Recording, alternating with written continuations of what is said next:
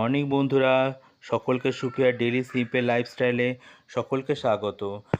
তোমরা দেখতেই পাচ্ছ বর্ষার আকাশ, সকাল থেকে বৃষ্টি পড়েই যাচ্ছে ঝিরিঝিরি করে।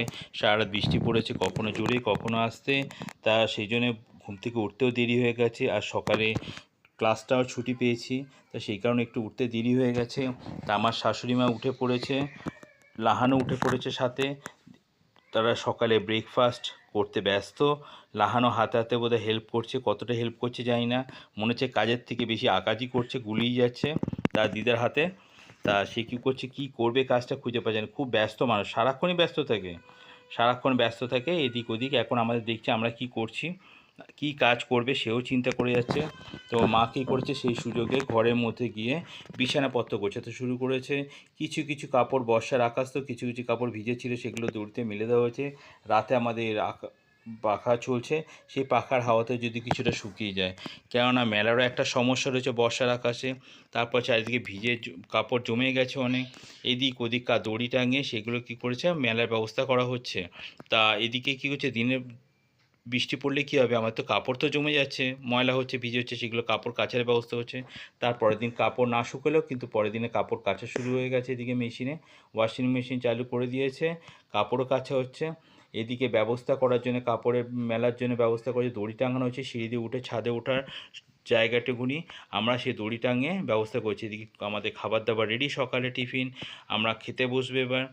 খেয়ে দিয়ে নিয়ে আমাকে বাজারে যেতে হবে এবং সুহান স্কুল যাবে। তা সুহানের জন্য কি সব কিছু রেডি করে দিয়েছে ওর মা, কারণ যথেষ্ট বড় হলে কী হবে, ক্লাস 7-এ পড়ছে, তাও এখনও মা না দিলে সম্পূর্ণ ওর হয়ে ওঠে না, কোথায় কি প্যান্ট, কোথায় কি সব কিছু খুঁজতেই থাকে। তা সুহানকে স্কুল দিয়ে আমি একটু বাজারে যাব। আমি বাজারে গেছিলাম, গিয়ে মাছ নিয়ে এসেছি, বড়ো দিকে একটা মাছ পেয়েছিলাম, মাছটা নিয়ে এসেছি। তা ওইদিকে কাটা কুটো করে সব কিছু ধুয়ে এখন ওটা রান্নার ব্যবস্থা করা হচ্ছে। এবং দেখতে পাচ্ছ ছোটো ছোটো প্লাস্টিকের ব্যবস্থা করেছে এখানে, এক এক দিনের প্লাস্টিকে এক একটা করে ভরা হবে, যেদিনকার যেটুকু লাগবে একটা করে প্লাস্টিক বার করলে আমাদের হয়ে যাবে, সব একসঙ্গে রাখিনি, একটা দারুণ প্রসেস যেটা। বাজার থেকে টমেটো, শসা, কাঁচা লঙ্কা, নোটে শাক সব কিছুই নিয়ে এসেছি। এগুলি বর্ষার আকাশে একটু ভাজা খেতে ইচ্ছে করছে আমার, তা আমি পছন্দ করে সব কিছু নিয়ে এসেছি। এবার আমরা কি করছি দেখো, আমি একটা আমার কাজ হয়ে গেছিলো ওইদিকে বাজার করা। এবার আমার শাশুড়ি মেয়ে এবং শাইন কি করছে, সুফিয়া, দুজনে মিলে হাতে হাতে কাজ করছিল ওইদিকে। এবার আমি কি করেছি, একটা কাজের অর্ডার ছিল, সেই কাজটিকে সম্পূর্ণ করার জন্য বসে পড়েছি, কেন খুব শীঘ্রই লাগবে, আজই লাগবে সেটা জমা দিতে, মানে যে নিতে আসবে, যার অর্ডার সে নিতে আসবে। তা আমরা কি করেছি, রেডি হয়ে গেছে, দেখতে পাচ্ছ কালারও হয়ে গেছে।